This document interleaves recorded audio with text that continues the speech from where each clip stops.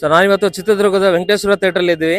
ನಿಮ್ಗೆಲ್ರಿಗೂ ಗೊತ್ತೇ ಆಗಿದೆ, ಇವತ್ತು ಡಿಸೆಂಬರ್ 11ನೇ ತಾರೀಕು ಡೆವಿಲ್ ಫಿಲಂ ರಿಲೀಸ್ ಆಗಿದೆ. ದರ್ಶನ್ ಅವ್ರದ್ದು ಅದ್ದೂರಿ ಪ್ರದರ್ಶನ ಕಾಣ್ತಾ ಇದೆ. ಆಮೇಲೆ ಫಿಲಂದ ಅನುಭವ ಹೇಗಿತ್ತು ಅಂತ ಹೇಳ್ಬಿಟ್ಟು ಬನ್ನಿ ಪ್ರೇಕ್ಷಕರನ್ನು ಕೇಳೋಣ. ಸರ್ ಮೂವಿ ತುಂಬಾ ಚೆನ್ನಾಗಿದೆ. ಒಂದ್ಸಲಿ ನೋಡಿದೀನಿ, ಮತ್ತೊಂದ್ಸಲಿ ನೋಡಕ್ ಬಂದಿದ್ದೀವಿ. ಓಕೆ, ಇನ್ನೊಬ್ರು ಇದ್ದಾರೆ ದರ್ಶನ್ ಅಭಿಮಾನಿ, ಅವ್ರನ್ನ ಕೇಳೋಣ. ಅವನು ಬಾಸಿಗೆ ಕ್ರೇಜಿ ಬಾಸ್ ಸೂಪರ್ ಆಯ್ತು ಪಿಕ್ಚರ್. ಇನ್ನೂ ಮುಚ್ಚತೆ ನೋಡಕ್ ಹೋಗ್ತಿದ್ವಿ ಒಳಗಡೆ. ಬೆಳಿಗ್ಗೆ ಅಲ್ಲ, ರಾತ್ರಿ 6 ಗಂಟೆ ಬಂದು ಬೆಳಿಗ್ಗೆವರೆಗೂ ಕಾದು ವೇಟ್ ಮಾಡಿ ಟಿಕೆಟ್ ತಗೊಂಡು ಒಳಕೋಗಿ ನೋಡಿ ಇನ್ನೊಂದ್ಸಲ ಶೋ ನೋಡಕ್ ಹೋಗ್ತಿದ್ವಿ. ಸೂಪರ್ ಆಗಿದೆ. ಚೆನ್ನಾಗಿದೆ ನೋಡ್ಬೋದು. ಜೈ ಡಿ ಬಾಸ್. ಫಿಲಂ ಮಾತ್ರ ಬೆಂಕಿ, ಚೆನ್ನಾಗಿದೆ. ಎಷ್ಟೋ ಸತಿ ನೋಡಿದ್ರು ಬೇಜಾರಾಗಲ್ಲ. ಫಿಲಂ